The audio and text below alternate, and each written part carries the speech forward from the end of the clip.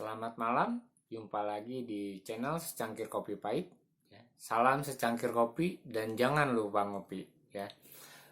Hari ini kita akan bincang-bincang lagi. Kita akan sharing bersama-sama tentang kejadian dan masalah-masalah sosial di sekitar kita. Kali ini kita akan membahas tentang Sambo, ya, Ferdy Sambo dan Joker, ya. Sama-sama penjahat, tetapi kita akan bahas kenapa mereka bisa menjadi jahat dan kenapa mereka menjadi terkenal karena kejahatannya, ya. Ini ya, kejahatan Ferdy Sambo itu kan sekarang itu kelihatan begitu besar dan menggurita, dan ini yang harus kita pahami bersama-sama. Kenapa itu bisa terjadi, ya? Kita lihat, kita dengar, kita saksikan, ya. Sambo membunuh, mengajak orang untuk membunuh, ya. Terus kelihatan temperamen, pemabuk, ya, galak, ya. Katanya juga menjadi bandar judi, ya, katanya gitu. Terus terlibat dan narkoba dan lain-lain, ya. Ini kan suatu kejahatan yang numpuk gitu. Kenapa ada orang seperti Sambo, seperti Ferdy Sambo, atau kenapa ada orang seperti Joker? Kalau kita pernah nonton Joker, bagaimana dia jahat dan iseng dengan kejahatannya itu, dan dia senang dengan apa yang dia lakukan dengan kejahatan itu. Dia bisa tertawa-tawa, ya, karena dia berbuat jahat. Dia senang melihat orang menderita. Nah, mungkin perbedaannya adalah ketika, ya, si Joker itu nggak pernah nangis, tapi Sambo setelah dia membunuh, dia justru menangis dan dia menyesali perbuatannya. Tetapi selama ini dia tidak pernah menyesali kejahatannya. Ya mungkin karena ketahuan, akhirnya dia menyesali perbuatannya dan dia menangis. Nah, masalahnya dia menangis beneran atau memang bersandiwara. Jadi kita akan bahas kenapa orang-orang jahat itu, ya, menjadi jahat, kenapa ada orang yang menjadi jahat. Nah, saya ingin membahas sedikit tentang dunia kejahatan ini, ya. Kita harus belajar dan kita harus pahami bersama bahwa tidak ada manusia yang dilahirkan jadi jahat, ya. Tidak ada manusia juga dilahirkan jadi baik. Ketika orang berbuat jahat dan ketika orang berbuat baik itu ada proses. Adalah dibentuk sejak dia masih dalam kandungan, ketika dia lahir, ketika dia menjadi anak-anak, ya, ketika dia menjadi remaja dan dewasa, dan akhirnya orang bisa jahat dan bisa menjadi baik. Nah, seperti mungkin cerita Joker, ya. Kenapa saya hubungkan dengan cerita Joker? Bagaimana dia dianiaya sampai akhirnya dia suka menganiaya. Nah, bisa jadi apa yang dilakukan oleh Ferdy Sambo adalah manusia-manusia yang, ya, teraniaya gitu. Jadi saya percaya secara psikologis orang yang berbuat jahat adalah orang yang dijahati. Nah, dulu banyak, ya, kita temukan cerita, ya, cerita kisah-kisah nyata orang di penjara karena dia melakukan sodomi, ya. Tapi ternyata orang yang melakukan sodomi, begitu banyak anak-anak yang disodomi, ternyata dia juga korban sodomi. Ada orang yang menjadi pemerkosa gitu kan, ada orang yang menjadi pelacur, tapi ya memang tadinya dia menjadi korban, terus dia bisa berbuat jahat.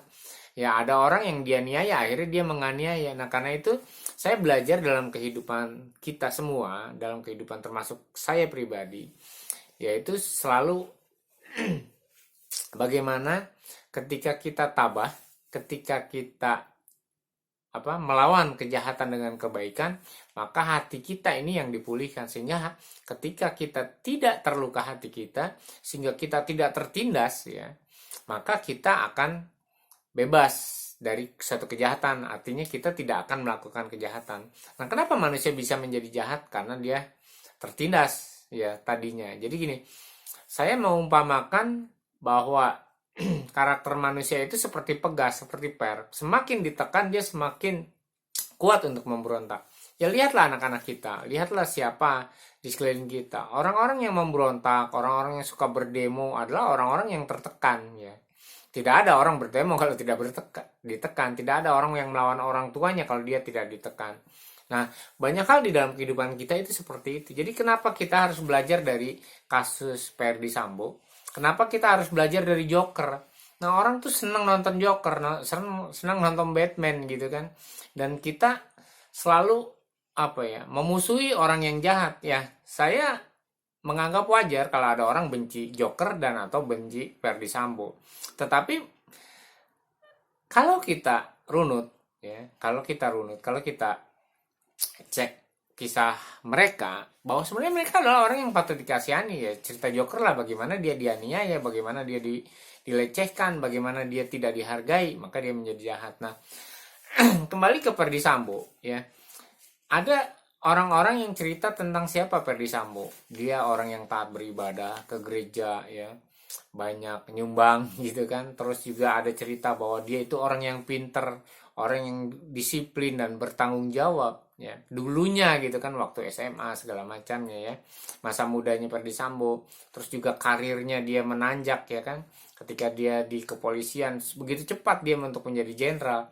Nah, ini kan sebenarnya dia orang yang pintar, tapi apakah kepintarannya, apakah kekuasaannya dia, apakah hartanya dia itu membuat dia bertambah baik? Ya, kembali lagi, saya membahas bahwa kejahatan seseorang itu akan dibentuk, ya. Apa yang membuat orang jahat, apa yang membuat orang baik, itu karena sebuah bentukan, dan bentukan itu melalui proses. Ya, ini yang akan kita pelajari bersama-sama. Yuk kita bahas kenapa kasus-kasus Ferdy Sambo dan polisi-polisi yang jahat yang terseret begitu banyak itu bisa terjadi. Nah, ini kita akan bahas, kita akan kupas satu persatu, ya. Biasanya orang yang menyakiti orang lain, biasanya orang yang menganiaya orang lain, biasanya orang yang berbuat jahat, itu adalah mereka orang yang teraniaya. Jadi ketika orang berbuat dosa atau ketika orang terluka hatinya, maka dia cenderung untuk membalaskannya, ya. Jadi silakan, ya, saudara mempelajari ilmu psikologi. Secara kejiwaan semua manusia itu pasti begitu. Jadi kenapa ada orang punya hutang ditagih dia malah marah-marah karena dia bersalah, dia terluka, dia tidak nyaman, ya, walaupun ditagih dengan kebenaran misalnya. Terus ada orang mencuri, ya, saya pernah pengalaman juga, ada orang mencuri, lalu saya tegur, yang pencurinya marah-marah, ngamuk-ngamuk gitu kan, karena dia sebenarnya melakukan sebuah dosa, sebuah kesalahan, dan dia tidak menerima, ya, ketika dia ditegur. Jadi bagaimana kita menghadapinya, ya? Nah, ini yang harus kita pelajari, kita pahami sejak kecil. Ini harus kita pahami kepada keluarga kita, kepada anak-anak kita, bagaimana kita mengatasi orang agar tidak menjadi jahat. Jadi orang tidak menjadi jahat, orang menjadi baik, itu harus dibentuk dari keluarga dulu, dibentuk dari moral kita dulu di rumah. Jadi makanya saya sering mengkritik para ulama, para pendeta, ya, orang-orang yang ngomong rohani, koar-koar gitu kan, tetapi mereka tidak bisa membentuk moral. Bahkan ketika terjadi krisis segala macam, mereka malah berpolitik. Nah, ini suatu hal yang aneh, karena sebenarnya mereka bertanggung jawab bagaimana mereka sebenarnya bertanggung jawab terhadap kehidupan moral, kejahatan, dan kebaikan manusia. Karena mereka punya ilmunya, itu ilmu rohani atau ilmu agama. Tetapi kenapa mereka tidak bisa melakukannya? Ya karena sebenarnya mereka tidak mampu. Para ulama ini tidak mampu, ya kan, mengajarkan moral, atau memang tidak patut dicontoh, ya kan. Karena banyak orang-orang yang bisa mengajar tetapi tidak bisa melakoni, gitu kan. Jarkoni kalau kata orang Jawa. Nah, ini yang harus kita pahami bersama-sama, ya. Kita tidak perlu menyalahkan keadaan. Yuk kita belajar ini sebagai kritik bagi hidup kita, ya. Bagaimana kita menjaga hati kita, bagaimana kita menjaga keluarga kita, menjaga anak-anak kita untuk kedepannya tidak berbuat jahat, yaitu dengan memberikan suatu kasih sayang, memberikan suatu pengampunan, tidak menekan, ya. Orang bisa salah, tetapi cara menegur orang yang salah itu juga harus dengan baik, ya kan. Ada orang yang ditegur dengan marah-marah, ya dia akan menjadi marah-marah. Ketika orang hatinya terluka, maka dia akan cenderung untuk melukai orang lain dan menyakiti orang lain. Nah, penjahat itu seperti tadi saya ceritakan, tidak dilahirkan tapi dibentuk oleh waktu dan jalan yang panjang, oleh segala sesuatu, ya. Seperti filmnya Joker, ya, itu wajib saudara tonton, ya. Ini secara psikologis, belajar bagaimana seseorang itu bisa menjadi jahat padahal dia sebenarnya dulu orang yang lemah dan tidak berdaya, dan betapa banyak juga sebenarnya orang-orang yang lemah yang tidak berdaya akhirnya bisa menjadi kuat dan menjadi penjahat. Nah, ini karena itu kita harus melakukan hal yang baik, ya. Harus mendisiplini hidup kita, ya. harus melakukan segala sesuatu dengan baik di dalam kehidupan kita. Kita belajar untuk jujur, belajar untuk menyembuhkan diri sendiri, belajar untuk tidak menyakiti, maka kita akan mencegah sebuah kejahatan di masa yang akan datang. Karena orang yang jahat sebenarnya adalah orang-orang yang sebenarnya bisa jadi dia itu pintar gitu kan. Bisa jadi orang-orang itu adalah baik, bisa jadi orang itu adalah orang yang jenius, tetapi suatu saat dia bisa menjadi jahat karena hatinya terluka, ya, karena rohnya yang terluka. Jadi kalau kembali kepada rohani, ya, ini para rohanian harus tahu kenapa orang berbuat jahat, karena rohnya terluka, karena rohnya mati, tidak berfungsi, sehingga dia tidak punya kekuatan apa-apa untuk mengalahkan hawa nafsu. Nah, ini yang harus kita pelajari bersama, ya, pelajaran untuk kita, keluarga, semuanya, ya. Bisa jadi, ya, kita membentuk penjahat atau orang menjadi jahat karena mungkin dia pernah mendapat ucapkan sesuatu. Jadi saya menemukan ada beberapa orang yang dia sangat hancur hidupnya, ya. Dia menghancurkan hidupnya sendiri dengan berbuat dosa dan kejahatan. Ternyata dia dulunya disakiti. Hanya dengan sebuah kata-kata dari orang tuanya dia disakiti. Ya. Lalu dia bertekad, ya, untuk tidak hidup di dalam hinaan orang itu, ya kan, hinaan keluarganya, hinaan orang tuanya. Nah, tapi dia akhirnya menjadi jahat, ya kan, karena itu. Dan dia merasa benar dengan kejahatan yang dia lakukan. Lalu melalui perbuatan, ya, mungkin kita tidak sengaja menyakiti orang melalui perbuatan kita, melalui perkataan kita. Nah, itu akan membuat orang lain menjadi jahat, ya.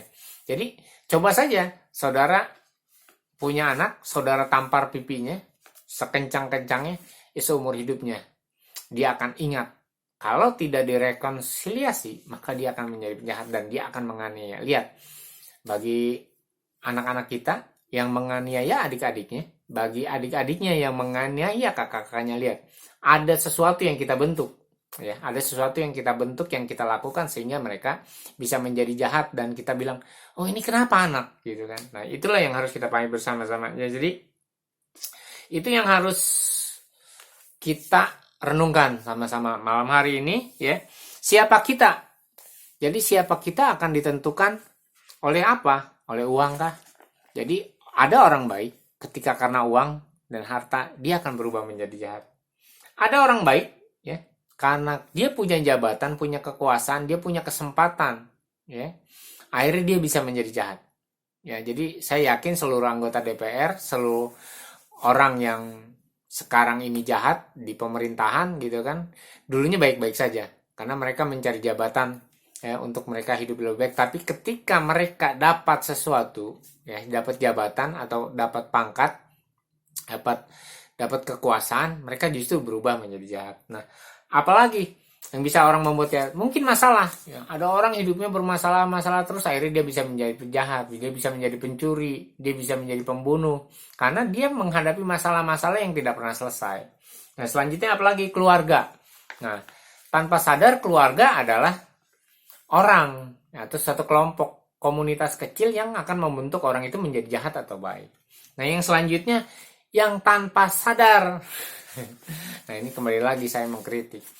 Ulama-ulama atau pendeta-pendeta atau para rohaniawan itu justru dengan kata-katanya, dengan perbuatannya itu lebih banyak membuat orang menjadi jahat. Ya, di dalam beberapa episode yang lalu, ya, saya menceritakan bagaimana kesombongan kupu-kupu itu melahirkan orang yang jahat, gitu kan. Karena kupu-kupu begitu indah, dia merasa rohani, merasa benar, dia menghina ulat, padahal dianya dulu juga seekor ulat. Nah, ini yang harus kita pahami bersama-sama. Jangan sampai hal-hal ini nanti terjadi di kemudian hari. Ya, mari kita sama-sama menjaga hati kita menjaga keluarga kita menjaga lingkungan kita. Jangan sampai hal-hal yang kecil itu akhirnya kita melahirkan penjahat, ya. Jadi sebenarnya materi ini saya itu ingin membuat judulnya adalah kitalah yang melahirkan para penjahat di dunia. Tapi jadi judulnya serem, ya. Lebih baik mungkin kita hubungkan dengan Sambo dan Joker, ya.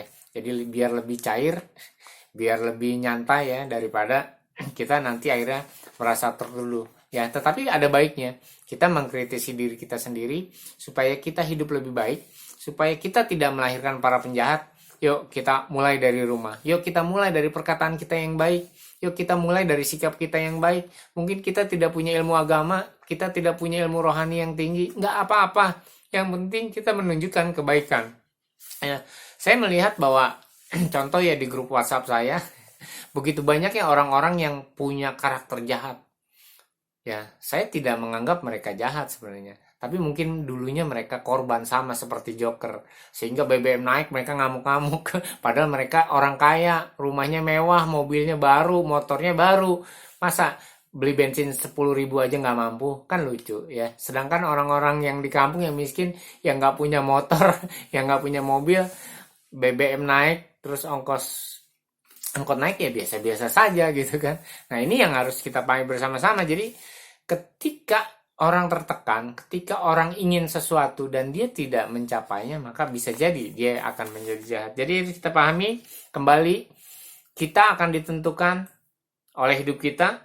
Apakah karena uang kita akan menjadi jahat? Apakah karena jabatan?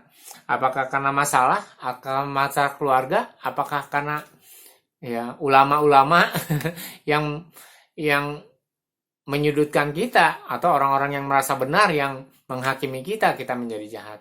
Jadi mari kita berubah, mari kita melakukan hal yang lebih baik. Jangan bikin lagi kejahatan dan cegah anak cucu kita untuk tidak berbuat jahat dengan cara berbuat baik, dengan cara mengatakan hal yang baik. Ya kita tidak perlu ibadah yang susah-susah, tapi ketika kita berpikir baik, berpikir positif, lalu kita mengatakan sesuatu yang baik dan positif, kita berbuat yang baik dan positif, maka kita bukan cuma menyelamatkan diri kita, tapi kita menyelamatkan anak cucu kita menyelamatkan generasi yang akan datang. Terima kasih sudah menyaksikan, terima kasih mau merenung bersama-sama, walaupun singkat, padat ya. Yang penting kita bisa memahami dan semoga kita semua mendapatkan pencerahan. Amin.